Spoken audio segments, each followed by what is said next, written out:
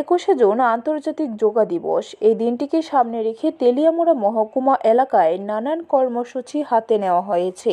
এই সকল কর্মসূচির অঙ্গ হিসেবে বৃহস্পতিবার Teliamura sub divisional youth programme officer আহ্বানে এক স্বেচ্ছায় রক্তদান শিবিরের আয়োজন করা হয়। তেলিয়ামুড়া চিত্রাঙ্গদা কলা কেন্দ্র তথা টাউন হলে অনুষ্ঠিত এই রক্তদান শিবিরে উপস্থিত ছিলেন তেলিয়ামুড়া পুর পরিষদের chairman Rupak Sarkar, vice chairman Madhusudan Roy, মহকুমা শাসক Parimal Majumdar, sub divisional youth programme officer Dharani Das, মহকুমা তথ্য সংস্কৃতি দপ্তরের আধিকারিক মিঠন দত্ত সহ অন্যান্যরা। অনুষ্ঠানে আলোচনায় পুর পরিষদের চেয়ারম্যান সহ অন্যান্য অতিথিগণ আন্তর্জাতিক যোগা দিবসের গুরুত্ব নিয়ে বিস্তারিত আলোচনা করেন। মানুষ সুস্থ থাকুক, ভালো থাকুক এবং কোনো ধরনের মেডিসিন ছাড়া মানুষ কিভাবে ভালো থাকতে পারে, সুস্থ থাকতে পারে, সেটা সারা বিশ্ব দেখেছে।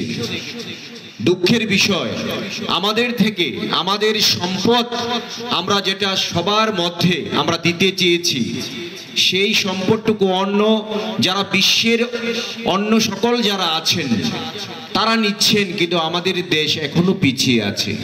ব্যুরো রিপোর্ট, খবর ত্রিপুরা।